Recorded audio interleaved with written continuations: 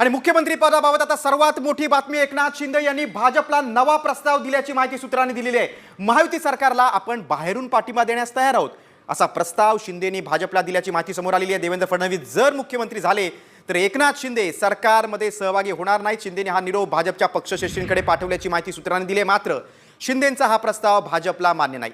एकनाथ शिंदेंनी सरकारमध्येच राहावं अशी इच्छा भाजपच्या पक्षश्रेष्ठींची आहे। एकनाथ शिंदे नाराज आहेत, आपण कालपासून बातम्या पाहतोय आणि आता शिंदेंनी सरकारमध्येच राहावं असं भाजपचं म्हणणं आहे। मात्र शिंदे स्वतःला सरकारपासून दूर ठेवतात।